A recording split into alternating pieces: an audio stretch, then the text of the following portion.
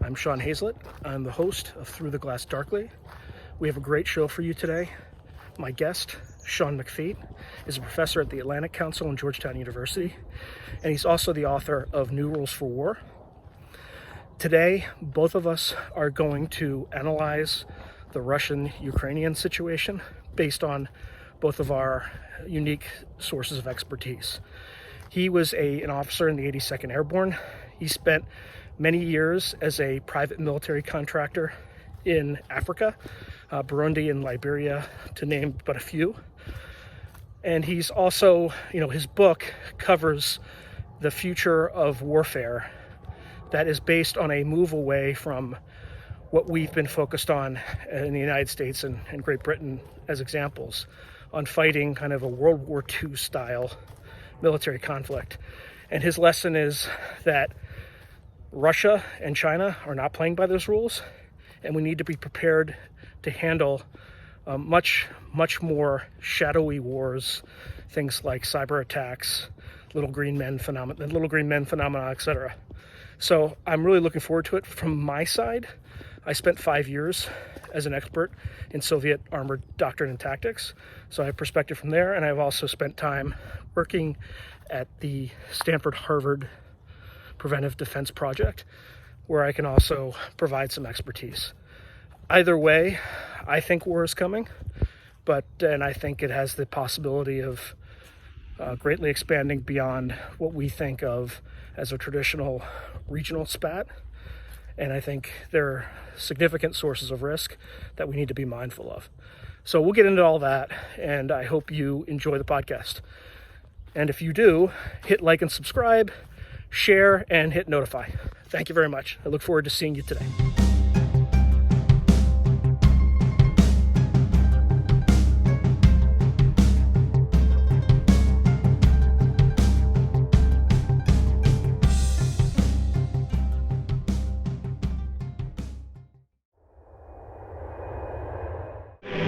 With the conquest of the Balkans, the Nazis had a solid front from the Black Sea to the Baltic. But the Russians had built themselves a buffer to take some of the steam out of the Nazi punch, no matter where it landed. But where would it land?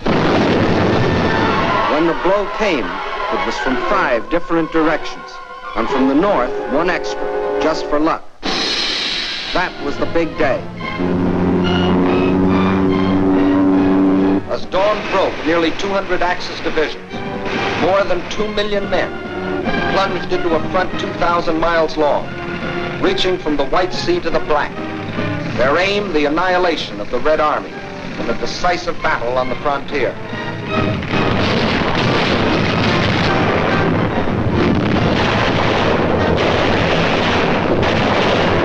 The offensive started along the whole length of the front, but was concentrated on 3 main objectives: Leningrad, Moscow, and Kiev, the capital of the Ukraine.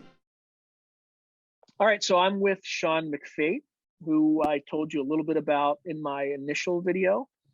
Sean, why don't you just briefly introduce yourself, tell the audience what your background is and why you're kind of the perfect person to talk about this little situation we got going on between Russia and Ukraine right now. Yeah, sure. It's a pleasure to be on your podcast.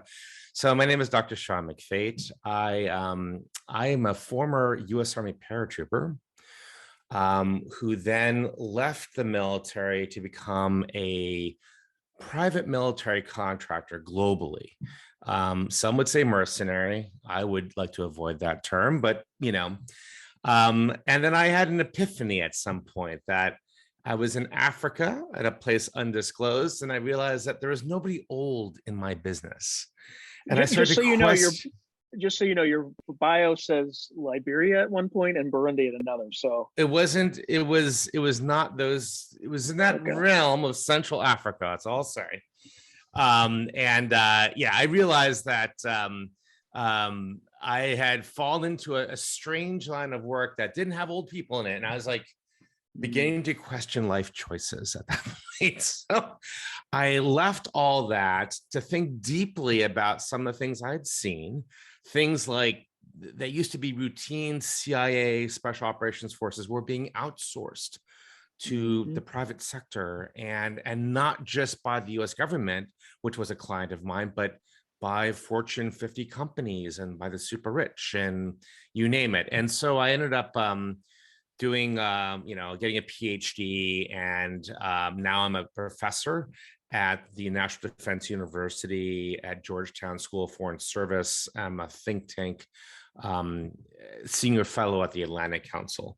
And I spend a lot of time thinking about the future of warfare and what we need to do to prepare for it, because I'm convinced that Washington, D.C. groupthink is not quite where it needs to be. Okay, so with that in mind, right now we have 100,000 plus troops along the border in Ukraine, so the Donbass region, Crimea. There's some troops that are in Russia either about to move in or are currently moving through Belarus and they're part of this massive war game that they're conducting. In your opinion, what's next? Well, first of all, nobody really knows. And I think Putin is keeping it close to the vest deliberately, because that's his way of warfare, strategic deception. The pundits or experts, not even pundits, the experts I know in DC whom I trust, they're all over the map on this. So some like, Vindeman, Alex Vindeman, who's a colleague of mine. Some of you might remember him from the Trump, the congressional hearings. He believes it could be an all-out war, and that if that's the case, it would be catastrophic, not for the region, but for the world. You have other people who also believe it could be very close to an all-out war. There's other scenarios that, Putin is just saber rattling to get some sort of, bargaining chip in international negotiation. And he wants to do a soft regime change in Kiev, depending if you speak Russian or Ukrainian. Others believe that he wants to have a land bridge between the Crimea and Russia through like Mars, I forget the name of the city, but basically making Ukraine a landlocked country like Bolivia. And then he can sort of really have, a tight leash around their neck. All of this, I think we don't know exactly what he's going to do, but here's what I think he's not going to do. He's not playing by a Cold War rule book, which is what Anthony Blinken is doing. So Anthony Blinken's our Secretary of State. Jake Sullivan's our National Security Advisor. Anthony, I think Jake is less, what's the word, sub-mediocre maybe.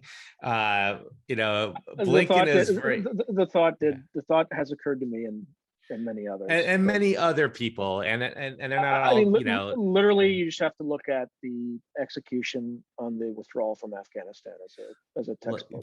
Jake Sullivan got his job because he was Hillary Clinton's bitch boy at the end of the day. He's a Politico. Yeah. And he's got no creds, and nobody really in the national security establishment other than the president really thinks highly of him. Blinken's a different story. Blinken's been around. He's a pro. Whether you agree with him or not, he's sort of like John McCain. Whether you agree with him or not, he knows his stuff. Right. And he's very sort of, in my mind, he's mired in the 19th and 20th century's rules of diplomacy. And of course, Putin and Xi Jinping, they're not playing by that rule book. They're making it up in the 21st century. And so I think that's the delta that I'm concerned about, is that we are fighting. There's an adage that generals always fight the last war, especially if they won it. Blinken's doing that with the Cold War. So he's doing Cold War ploys, but Putin is not playing that same game. So that is the problem. Yeah, I am more kind of akin to or closer to the viewpoint of Alex Vindeman here. I think this is now I don't know how you characterized it. If when you say kind of an all-out conflict, it's a World War II-esque conflict that you're talking about with Vindman, or if you're just talking an all-out conflict, because there's certainly a distinction. I mean, Yeah. what was your characterization of his viewpoint from that? Well, I think he envisions like a sort of a conventional war type of fight that could escalate into something greater. But before we get into that, we have to think about what is Putin playing at, right? I mean, like, what does he want? So let's step back from Ukraine. Putin's way of war for the last 10 years has been sneaky warfare. Yep. When he wants to take something like the Crimea or something else, what he does, he doesn't have a blitzkrieg into, like in 2014, he didn't have a blitzkrieg into Eastern Ukraine. He could have done that easily. What he did, and which befuddles the Washington consensus, is that he uses disinformation to create a fog of war all over Eastern Ukraine. And then he sends in these covert units like Spetsnaz, special forces, little green men, mercenaries like the Wagner group, these astroturfed fake separatist Russian, units that are controlled by the GRU, which is the Russian military intelligence agency, and loads of propaganda, right? I mean, they shot down a Boeing 777 and, no consequences. And when the West was still figuring out what was going on the ground, the Crimea was a fait accompli. So that's what he does. So this whole thing of like having tanks like 1942 style, it's not his way of war. And that's not what this whole thing is about. What this whole thing is about is he wants to test American resolve to stick up for Europe and NATO. And he's choosing a non-NATO country, Ukraine, as the test victim, and he's putting pressure on it, and he's going to see if we blink. And of course, not just us, but like, the Baltics are very, very concerned about this. Everybody is, except for maybe Germany, which is a business partner now of Russia, if you can believe it, after World War II, excuse me. Well, it didn't help that they got kind of, started decommissioning their nuclear power plants. Right? Yeah. They just put a noose right around their neck with right. oil and natural gas. Yeah. Yeah. So so what's going on here is that this is all armed politics on like a world stage. He's communicating to the world via tank movements, but it's not about what he's trying to do is he's trying to test our resolve. It's not about really conquering Ukraine. The problem is if he feels like he's backed into a corner to save his credibility, then what will he do then? And so that is where we're left. We're escalating up, but we don't know where we're escalating to. The problem is there's an old adage that says the only thing you can't do with bayonets is sit on them. And I think that while there's, a huge percentage of what Putin's doing is the continuation of shadow war, I think this is going to be the first time that he comes out fighting with conventional forces. That said, I agree with Vindman's assessment that this could go global, but I don't think it goes global from a conventional perspective. Yeah. And by that I mean there's lots of cyber. There's tons of zero-day vulnerabilities that we don't know about on our electric grid, all sorts of places. And again, I don't have any insight into this, but this is just what I would do if I were Putin. It's probably what the U.S. does to their power grid, etc. Right. So this is an instance where he can reach out and touch us, and most Americans, I don't think, realize that. The other piece is I don't think it will.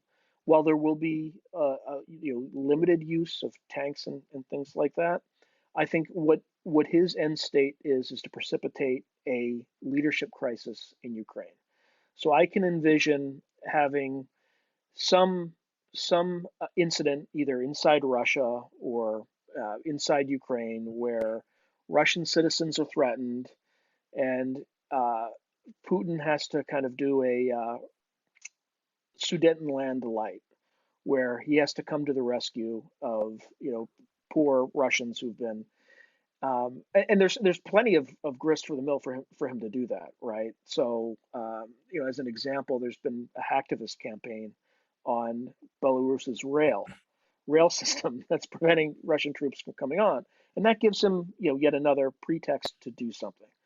Now, where do I think he'll go? I think there's a good shot that his main target is Kiev, where you come in through the north, with so you can circumvent any river crossings, and then you just kind of put pressure elsewhere, maybe to a limited extent seize that land bridge that you're talking about, and I think that's it. And I think once he gets a leadership change at the top of Ukraine's leadership, then he pulls the tanks out, declares victory, and he just waits until he can move on to the Balkans, not the Balkans, the Baltic states.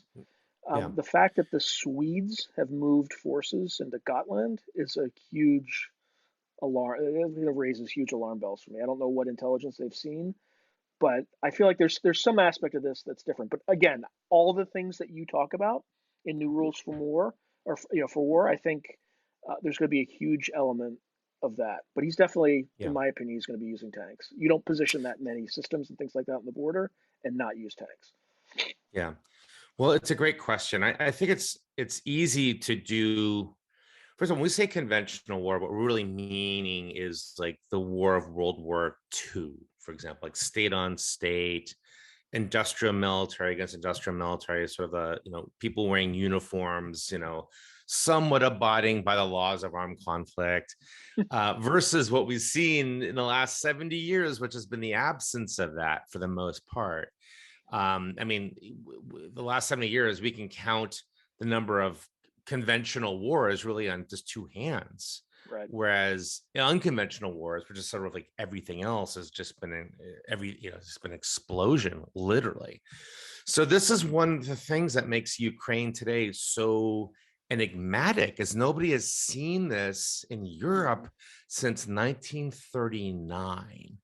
And remember, this is not Putin's way of war. His way of war is totally unconventional. It's to sneak in there and seize it before everybody knows, to use cyber and to use, things that we don't associate with conventional war. So what he's doing now is really armed diplomacy. Mm-hmm. And the question is, could we have a 1914 Sarajevo moment where, like in World War I, where a Serbian terrorist shoots, or anarchists, as I would say in the day, shoots, the number 2 guy in the Habsburg Empire, and that sets off a chain of events that leads into World War I. So that's what Vindman and others are sort of posturing, saying this is the threat, and it's a threat. But then the other question is, can we, will it go down like that or not? I mean, nobody really knows. It's been 80 years since this was an issue in Europe. Well, and the issue too is in the near term, there's, from a conventional perspective, there's not much the United States can do right away. I believe they have 2 active kind of brigade combat team size elements in all of Europe right now, not including the 9,000 that Biden is planning on sending, right? So there's not much more that the United States can do in the near term. That said, there is vast potential for this thing to escalate, particularly along the dimensions of cyber warfare as well as economic warfare, right? In terms of targeting our financial system and things like that. And I think that's where most people don't, or most Americans don't realize how this thing might shape or escalate. Additionally, there's also what China's doing on, in the background, which to me does not feel uncoordinated.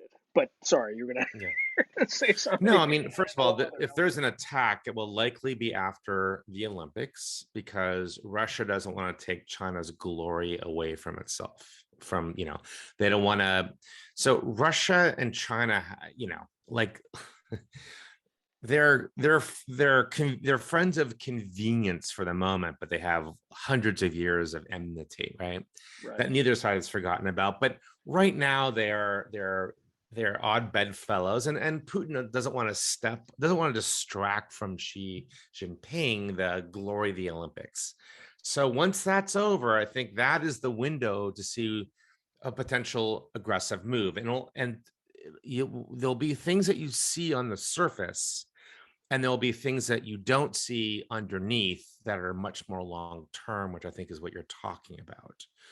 So on the surface, you're going to see you could potentially see some World War II things going on, like tank on tank battles. Right. And the US does not want to get involved in that because Ukraine's not a NATO country. Right. Two is that, let's not forget, Ukraine is full of corrupt oligarchs. It's not like this, it's not, this beautiful Tibet, or, it's not some Shangri-La place.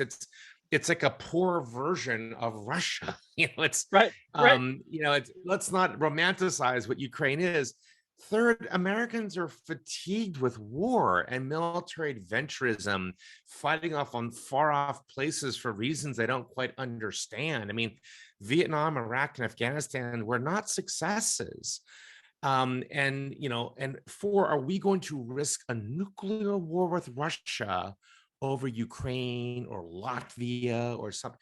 Nobody knows. Not even President Biden knows this. And that's the biggest X factor, is what will the American people go for at this point? And that's part of what's influencing Putin's strategic calculus. He thinks that, like, Americans are tired of this sort of military adventurism. So if I'm going to test the resolve of NATO and America on a non-NATO country, this is a great time to do it. And also right before the American midterms. So I think that, Putin's a shrewd strategist. We don't know where it'll land.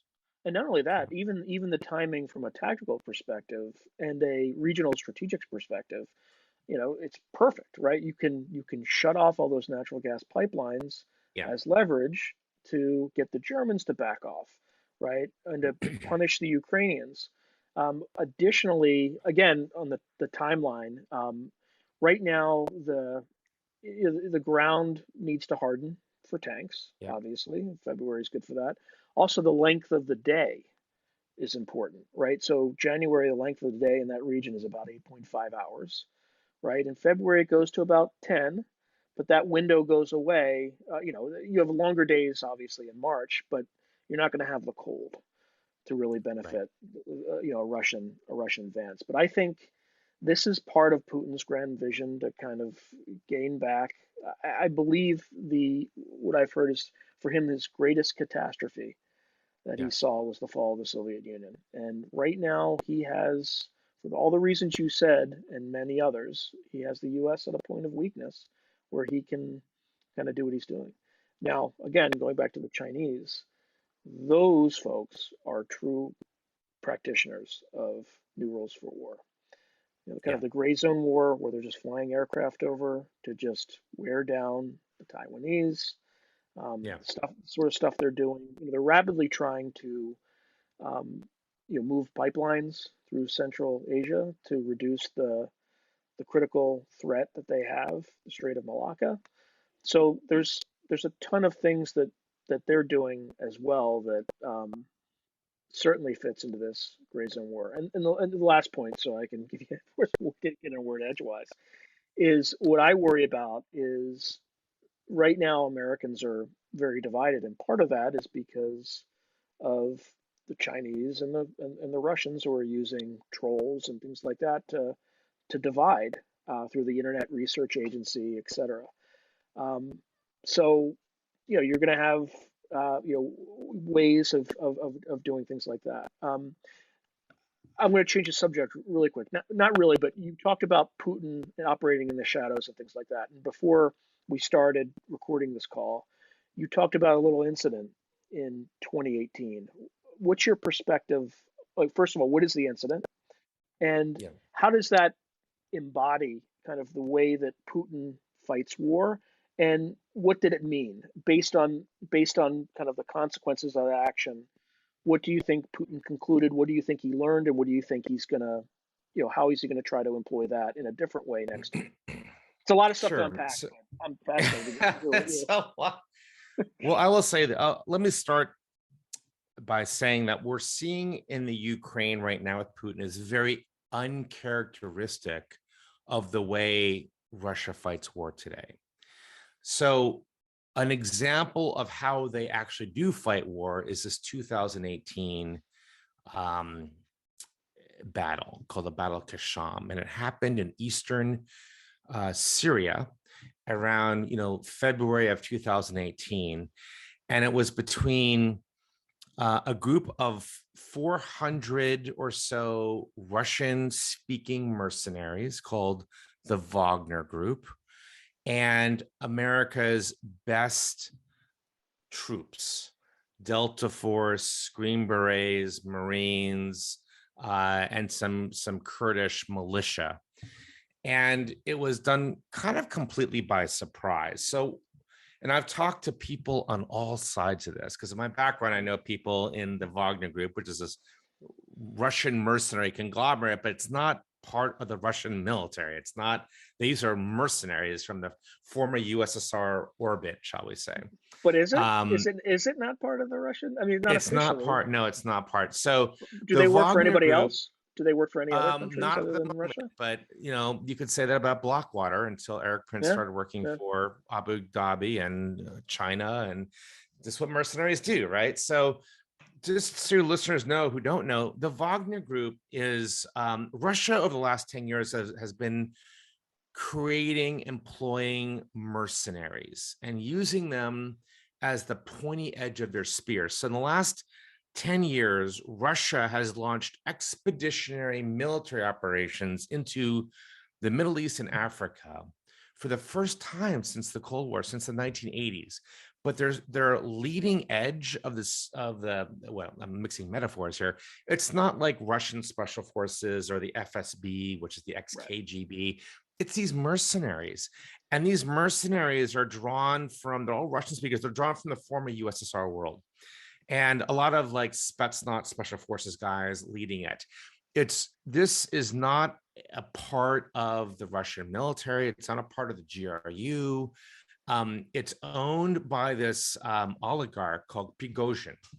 And Prigozhin is in Putin's inner circle. And he owns, by the way, not just the Wagner Group, but also the Internet Research Agency, also called the Troll Factory in St. Petersburg. And what they do is they work, and he also owns an oil and gas company. And what they do is they all work in tandem. And they do this on behalf of Russian national interests, but they're not part of the Russian military. So let's go back to 2018. What were these Russian mercenaries doing in secret in Syria? Well, they were helping, nominally, they were helping the Syrian government kill ISIS. We were all killing ISIS back in the day.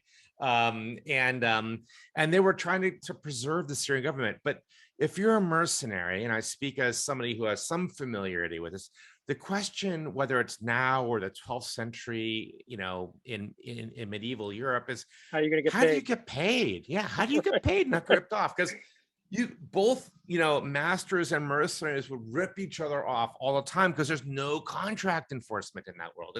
It's a world of sort of like Tony Soprano or something, or and so what they sometimes did historically and today is they kind of go into business with each other and they hold a gun to each other's head. So what the government, what Prigozhin did, he got the government of Syria says, look, ISIS is occupying these oil fields and these oil wells. It was a Conoco natural gas or oil facility, actually, at the time. Mm-hmm. And Syria said to Wagner Group, look, if you can kill all those ISIS and get them out of there, we will give you, rights to extract that natural resource to your brethren oil company, also under the oligarch, with Putin's blessing. And so everybody got their blessing, and that they were moving out to seize this oil field or this oil refinery. I'm not sure exactly the technical language, but that's what they were doing. It's a Conoco facility. They had, according to Russian mercenaries I've spoken to, they had some intelligence that there was a small possibility that American special forces could be there, but yeah, it's negligible. And they rolled out with, not just 400 mercenaries to 500, but they had tanks, artillery. These were not just disheveled mercenaries. They were highly trained former Russian special forces, former By the way, paratroopers. how do Russian special? I mean, sorry, how does a private military, how do private military contractors get a hold of something like a tank? Like Blackwater couldn't buy a M1A1 Abrams, Yeah.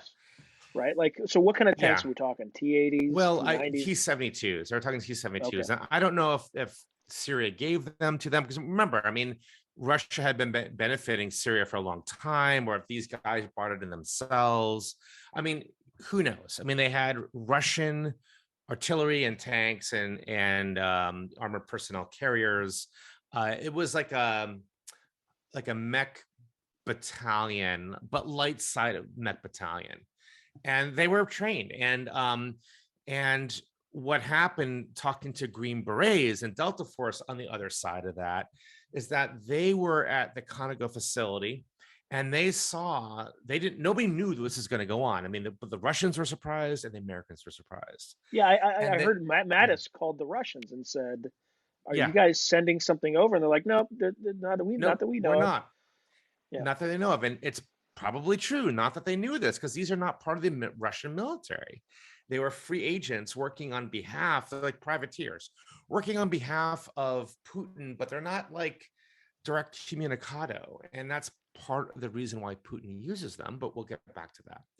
So here comes this mech battalion, and one of the Green Berets I spoke to says, and I asked him, like, how did you know who these guys, I mean, besides they're driving T-72s, not something, ISIS drives or Al-Nusra Front, but he says they were fighting according to Soviet doctrine, which means the Soviet SOPs or best practices. So what they were doing. Yeah. That's what I did for 5 years in the Army. I was, motorized rifle company. Yeah, motorized. That's right. Rifle, yeah. They were fighting just like that. They were so Ford detachment and all that good stuff. They had their troops come to like a hill's top crest line, hold position, and then the tanks would roll over and take the next, right to the bottom of the next hill, and then the troops would follow up, and they'd creep up this way. And the Green Berets I talked, clearing invisibility lines. Yep, that's exactly right. And so our American Green Berets spotted this and called this back in on the sat phone. These members were members of JSOC, which were Joint Special Operations Command, which is like this super ultra secret unit in the U.S. government. Your old battalion commander in the 82nd Airborne is. So my I mentor, read. Stan Just so you know, McChrystal, I just read Relentless Strike. So he really built up the capabilities of that organization. Mm-hmm. And just so folks know, Joint Special Operations Command operates kind of 3 tiers of units. Tier 1 units are kind of SEAL Team 6, Delta Force. Tier 2 units would be, Army Special Forces, which are unconventional warfare, which in the course of that book, they kind of lost some of, the focus has been more on direct action, which is just going out on missions and killing people directly, as opposed to building unconventional forces and helping a military, a foreign country's military build up, et cetera, et cetera. And then there's Tier 3 forces, which are like the Ranger Regiment, and no, they're Tier 2. I'm sorry, I'm gonna have some angry fans talk about that. But Tier 3 is kind of like 82nd Airborne, 101st Airborne, elite units that have that sort of capability. But sorry, just continue. I want to get people. Well, first of all, that tier system is true, and that's unique to the U.S. military. The mercenary world also has a similar tier system. But Tier 1 is also includes like Tier 2 and some of Tier 3 for the American. I mean, American has a very high bar, but so JSOC is a lot of Tier 1. It's like arguably, I mean, as President George W. Bush says, JSOC is awesome, and they are our lethal dagger in the night. They're controversial for all sorts of other reasons we can discuss, but when you think of black helicopters and getting stuff done. That's JSOC, right? And so we had JSOC, in this position, 15 or so JSOC there with another, let's say 10, like 20 clicks away. And we have like 400, basically a Soviet style mech battalion that's mercenary now, attacking them in the middle of the night. And both sides were caught by surprise. The US, called in to the Pentagon saying, what do we do? Went right to Secretary of Defense Mattis's bedroom in Washington, D.C. at middle of the night, I assume. I don't know for a fact, but I'm assuming. And I am told his order was to annihilate them, And so we had... It's kind of a Barry McCaffrey moment. That's right. That's right. And our best troops called in our best aviation. They called in, AC-130 attack gunships, which are these, flying, military, like, I don't know, how would you describe, what's an AC-130? How would you describe an AC-130? It's a fixed wing aircraft, but with propellers. Yeah, but it has like heavily armed Gatling guns and 105 millimeters. It's like death from above. So for people who don't know, 105 millimeter was the type of cannon that they put on the first M1. Yeah, it is. Yeah. It's a flying, death machine of machine guns and stuff. They had Apache helicopters, drones, I think F-15 Strike Eagles, all sorts of stuff. And we systematically annihilated. We killed more Russians or Russian speakers that night than any single night during the Cold War. We also recorded their radio traffic too, right? Yeah, we did. And I think somebody like kind of beamed it back to Russia. Like, yeah. Well, and also talking to the Wagner side, I talked to people I know there, and they're like, who were there. One of it, one guy who was a leading of I guess like a platoon or a company says, like, he and most of his, he got injured. His number two got shot. He said he saw like a Hellfire missile just go zooming over his head, and 150 meters from him blew the turret off of a T-72 tank, and he got burned from he called it blue fire from that. And it was systematic because the Russians didn't have any air defense weapons at all, and they were just sitting there. That said, the Russians it didn't happen in like 5 minutes as Hollywood would have us. The main battle still took 2 hours. The Wagner group did not just instantly wither away. They fought. And the whole thing from start to finish started around midnight and ended around 7 a.m. with the main battle being about 2 hours. And, it's okay. I think we should be proud of that, right? But what happens if it's like 1,000 Russian mercenaries going up against the Virginia National Guard with no air support? It'll be like a Mogadishu moment. Yeah. And the reason why Putin likes to use these covert units, whether they be special forces or these fake separatist units or mercenaries, is because they give you plausible deniability. Yep. And the only reason we didn't go to World War III in February of 2018 is that both sides, both the Americans and both Washington and Moscow, could walk away from it and say, oh, they're dirty mercenaries. Mm-hmm. So that is actually how modern war happens. It happens in the shadows with weapons that give you plausible deniability or strategic deception. And that matters more today than just raw lethal power, raw firepower. And that's what we're seeing. And it allows you to take more risks because you don't have to. It lowers the barriers of entry to war. That's right. It lowers the barrier of entry. And it's not just for Putin, it's for everybody, because everybody looks at this and says, I could do that too. Because if you could deny it, I mean, look, our intelligence people, our experts are not fooled, but they're not the audience. You're not trying to fool the CIA. you're trying to fool the American and the Russian public. And that is the key. So because we live in an information age, it changes our way of warfare. And it means that things that can provide strategic deception, whether it be cyber attacks or disinformation, or things like mercenaries and special forces that give you plausible deniability, things that can create and exploit the sort of the fog of war, that's how you win. So Ukraine is a really weird exception because it's like a tank on tank thing. It's totally visible, but that's not what Putin's end game is with Ukraine. Right. He's using tanks as a kabuki theater, not actually how to take over territory, because we know how he does that, and it's using like these sneaky and spooky ways. So what do you think his aim aside from testing the resolve of the U.S. administration? What do you think kind of let's bracket it. I don't want to kind of put you in a kind of a place where you're what is kind of the minimum end state that he's looking for, and then what do you think is the maximalist end state? Like how far might he conceivably go? And let's talk with the minimalist first, and then we can get to the maximalist. Well, before we get to that, he's got two goals right now. One, and you've mentioned these.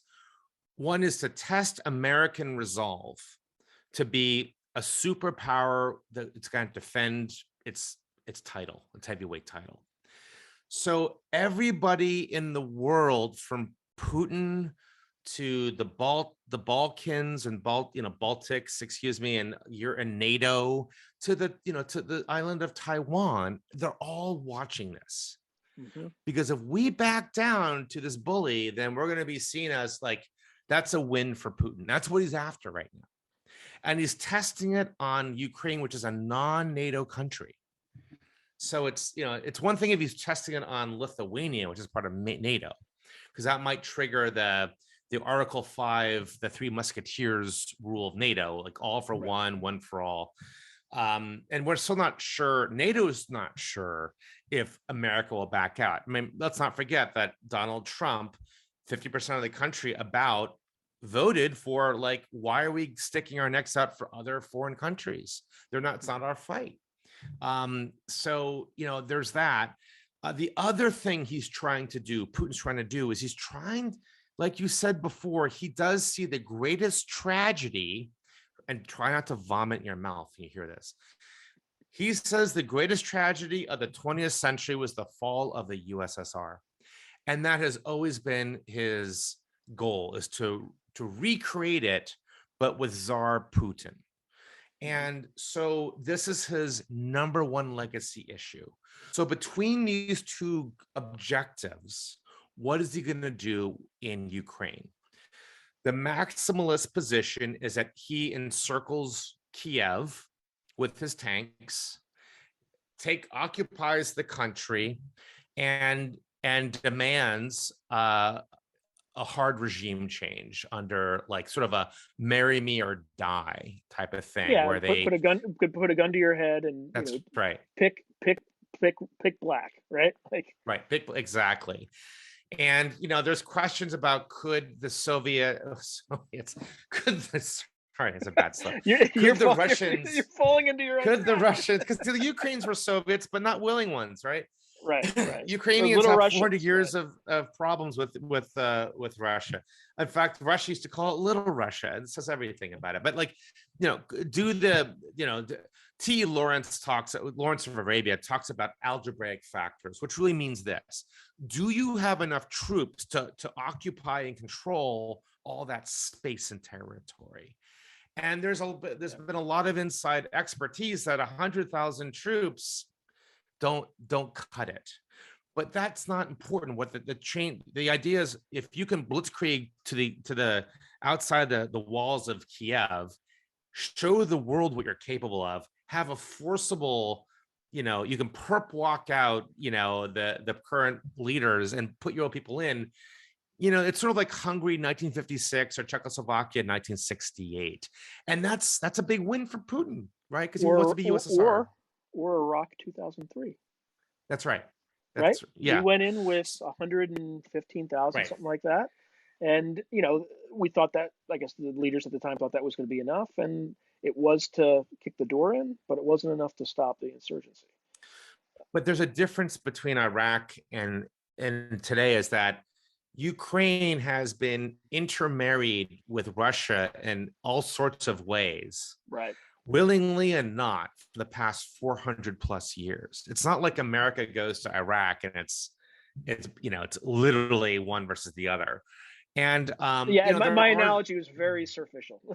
No, but sure, the point is that if you do have I just don't know if Ukraine's going to go into complete insurgency mode, or if they're going to say, okay, we'll live with it. We've been here before, so that's the question.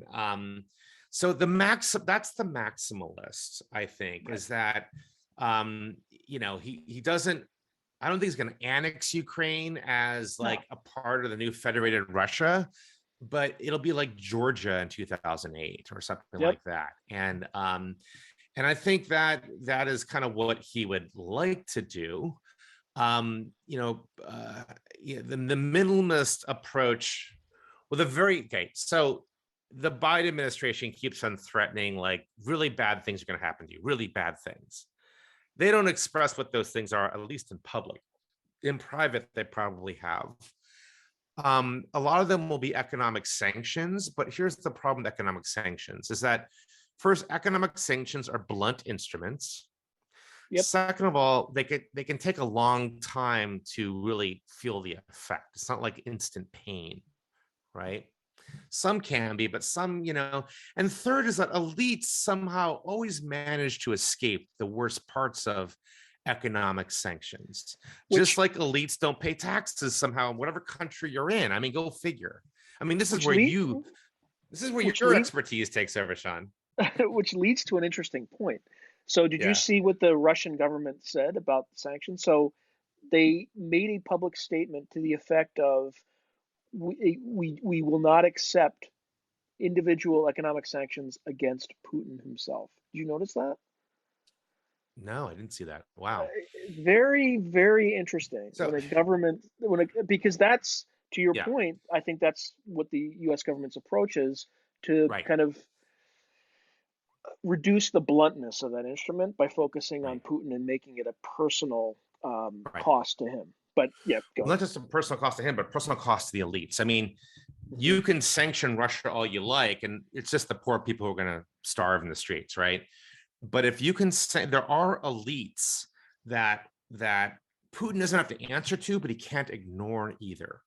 Okay, there are elites, and if you can put the squeeze on them, they will put the squeeze on Putin, right? So that's a strategic logic, and I don't have the expertise knowledge about knowing what kind of classified sanctions we can target. I mean, removing them from SWIFT and him from SWIFT and stuff like that. There's certain things, but remember, this is a legacy item for Putin, right? This is a legacy item for him. And if he backs down, the costs to his, think about autocrats, a lot of it's ego. So the cost is ego, what is worse for him? Taking a hit, so he's going from a multi-billionaire just to a poor, less multi-billionaire, or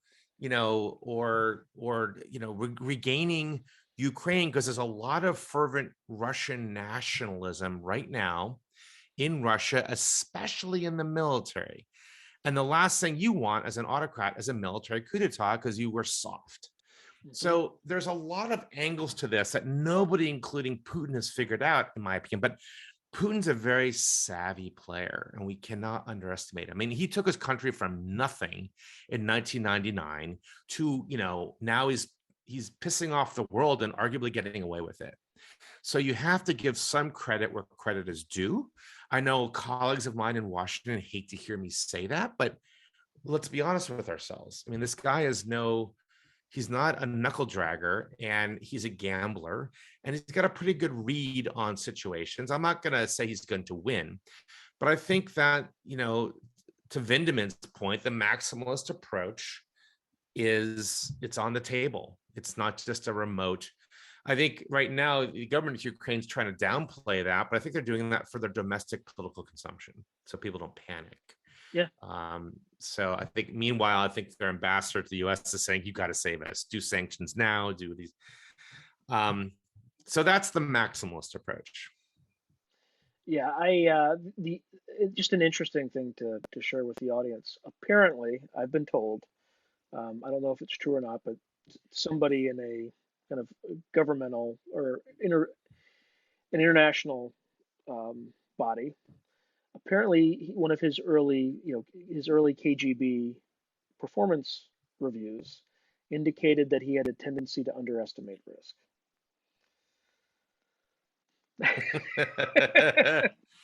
And Interesting. That's an interesting story. and to your point, I would say that there is, aside from, Kim Jong-un, and maybe not even Kim Jong-un, no international leader has played the hand that they've been dealt more skillfully than Yeah. Vladimir Putin has.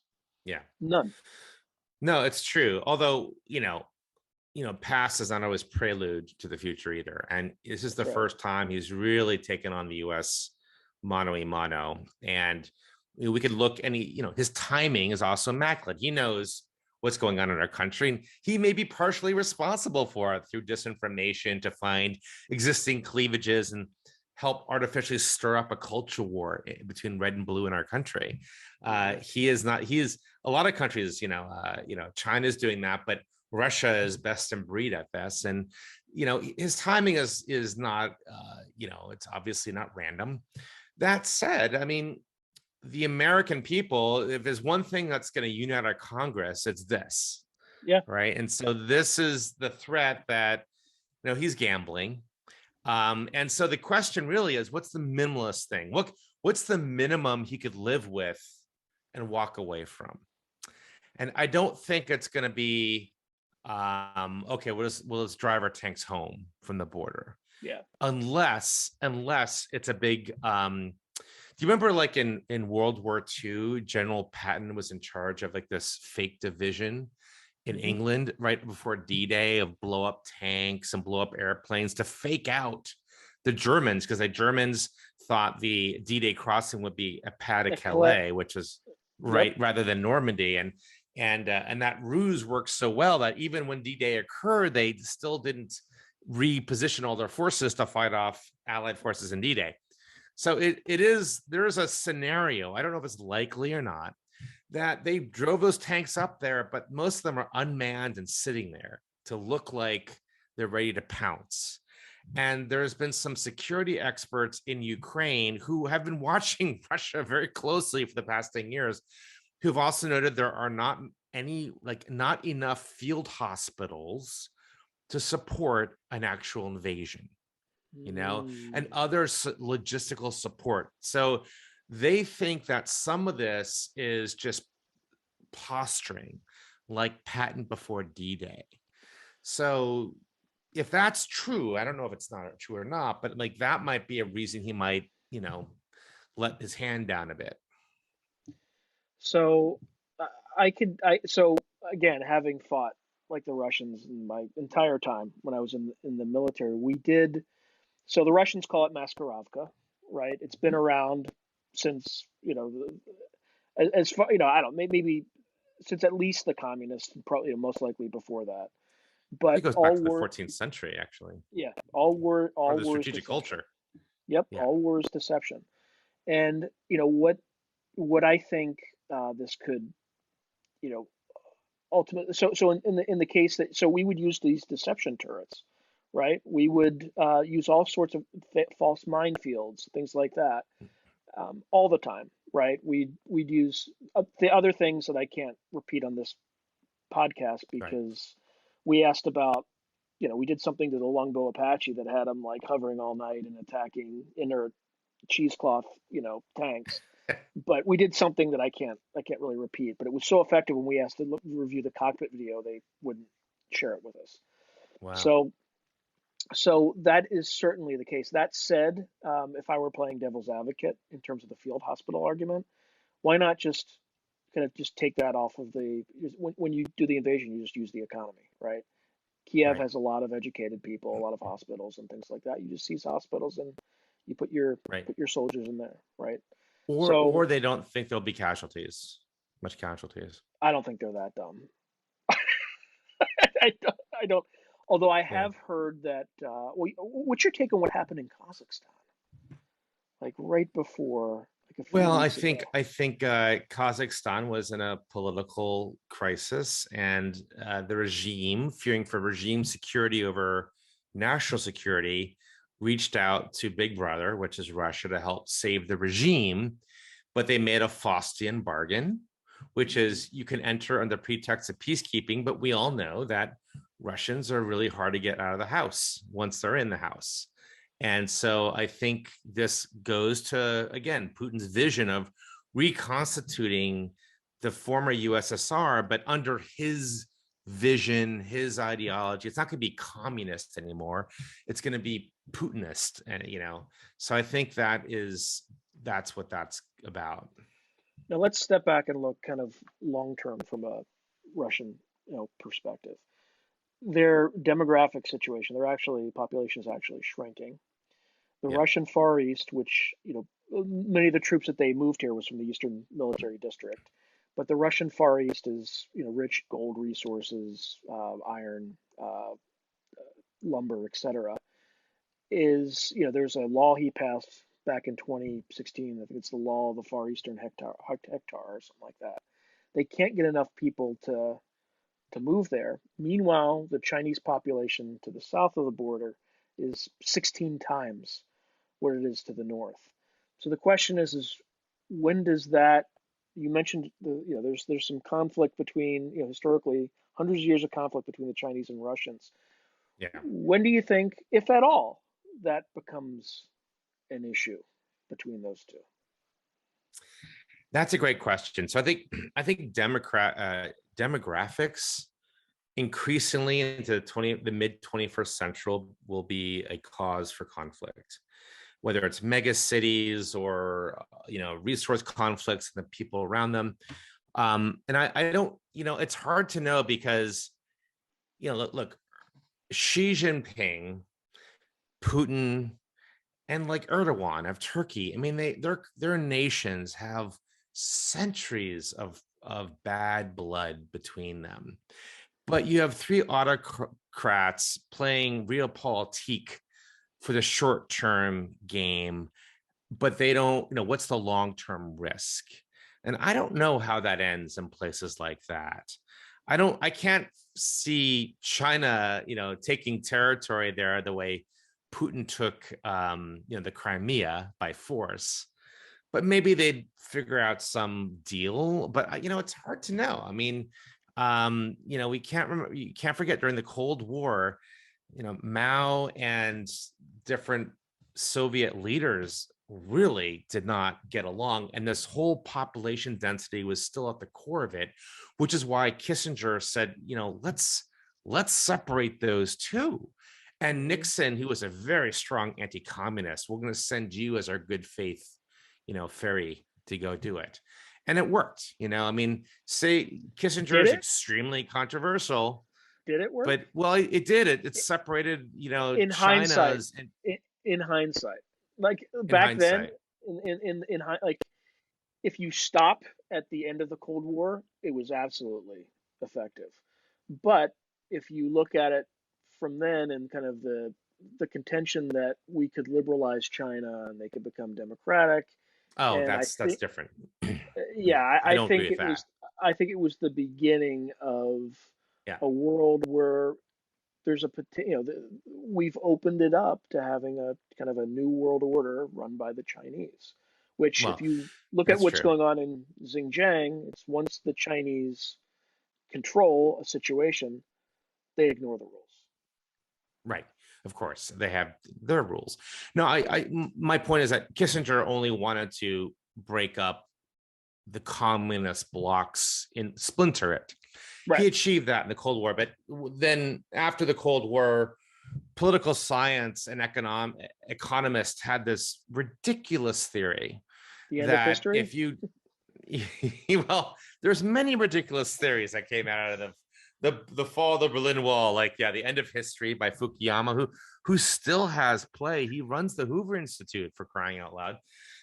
Figure me that. It's like having Bernie Madoff in charge of, you know, some big bank in Wall Street. It just shows like there's no accountability in the high think world, I suppose.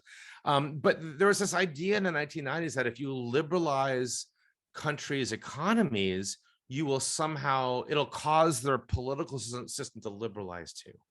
And that's absolutely not true. I mean, I don't even know what evidence they had for that. So this idea that if you made a free economy in a place like China, you admitted them to the WTO, that would somehow, they'd end up as a democracy in 10 years. And it's, you know, it's theory in search of fact. But that was the craze. I mean, if you were like up for tenure as a professor in 1994 and you said, no, that would not be true, you would never get hired tenure. And this is one of my pet peeves of peer review, et cetera, is that it emboldens groupthink, and groupthink can be very dangerous. And there's groupthink going on right now about the situation in Ukraine. People are thinking about it like it's like a neo-Cold War, and it's, you know, that is a very dangerous trope and trap to get into. Now, what do you think? You know, as we fast forward, do you think there's any situation where Russia's talked off the brink, where they, as you said, take their tanks, and as I said, they take their bayonets after sitting on them? I don't. Not unless they got some secret deal from the U.S. that nobody's sharing with the media. I mean, does that make sense? Like, if they suddenly got in the tanks and drove north and got away from there, and Putin doesn't really give a meaningful press conference, you could take away two things. Somehow we out negotiated them. I think is kind of like, I'm not sure. I don't, you know, maybe Anthony Blinken's that good. I don't think he is, but Lavrov's been in that spot for how long?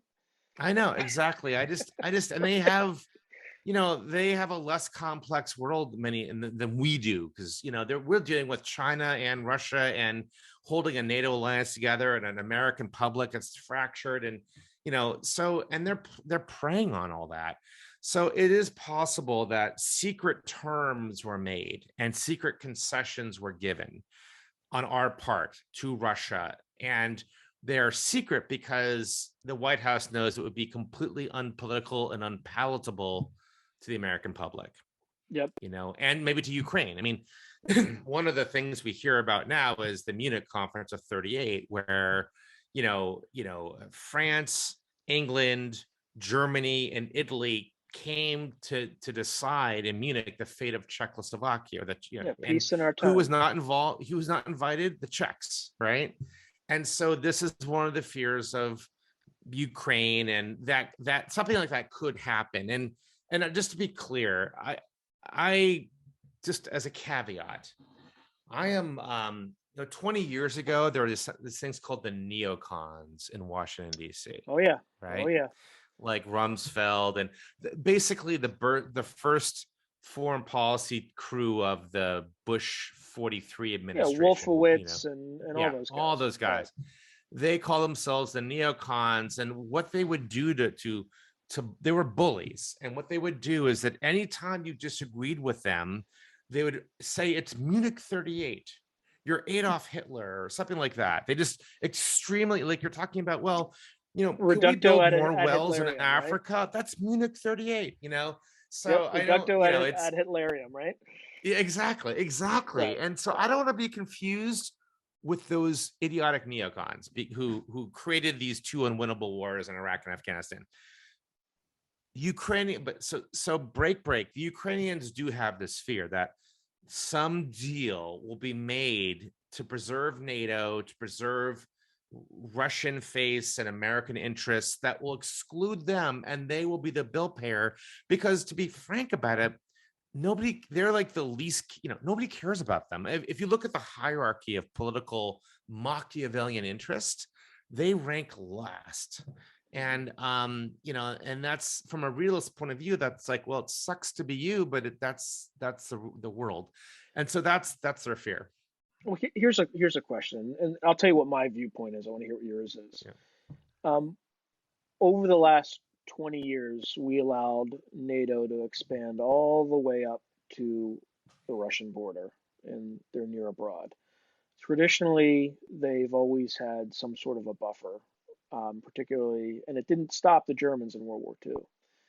So at the same time, we withdrew forces from Europe and continue to position them to the Pacific, right? The Pacific pivot, which I don't necessarily disagree with. However, kind of the military strategy was, in my opinion, completely and utterly and incompetently decoupled from the political strategy, even though NATO is a military organization, right? Yeah. So at the end of the day, we increased the threat to Russia by moving right up to their border, while at the same time completely and utterly reduced our ability to defend it. Right. So part of this in the long term is our own fault, but I want to hear what you think about this. Yeah. So this is what happened. The Berlin Wall falls down, and there's some immediate relevant questions like, what do you do with NATO? And the Warsaw Pact, which is the Soviet version, that got disbanded immediately. And really, NATO should have been disbanded too, if you ask me. I mean, like, there had it had served its purpose. Let's move on. But for a variety of political reasons and economic reasons and reasons that have little to do with security, bureaucratic people reasons, decide to keep it. Right? And bureaucratic inertia. The iron law, the iron law of bureaucracy, right? They never get smaller, they always get larger. Right. That's right. Bureaucracy does its thing. They keep it, but NATO transforms. It gets controlled by diplomats. And it becomes, instead of a cooperative security arrangement, it becomes a pro-democracy instrument. So they used NATO to democratize Eastern Europe, which of course made Moscow even more infuriated. And then Russia has this centuries-old identity crisis. Are we Slavs or are we Europeans? Do we face West? Do we face East? You look at different czars, and it's always there. And is there a hybrid possible?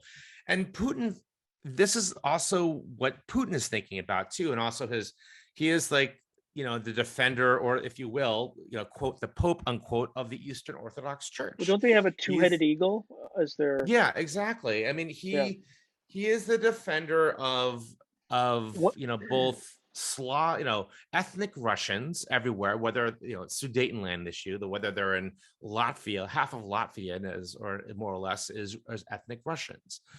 Same with Western Ukraine, and he that's his pretext, but also or Eastern Ukraine. Eastern Ukraine. Yeah, Eastern Ukraine. Yeah, Eastern Ukraine. Yeah. But also, like, I'm the defender of the Orthodox Church, and remember, this is also partly why Tsar Nicholas defended Serbia in 1914. Real quick aside, what do you think? How accurate do you think Samuel Huntington was? This clash of civilizations. So Sam Huntington was one of my professors when we were at Harvard. I was fortunate to be one of his last few classes. So Sam Huntington has a very famous and controversial and best-selling book called Clash of Civilizations, where civilizations clash. And I'm not a Huntington fan, at least Clash of Civilizations fan, because that sounds really good on a whiteboard far away. But what exactly is a civilization? How do you how do you disperse those two things? I mean, if you go look at Sunni and Shia in Iraq, there's no bright line. There's a lot of intermarriage, a lot of intercultural things. Same with Ukraine and Russia. I mean, there are Ukrainians who are pro-Russian, and it's not about Putin, it's about their historical identity.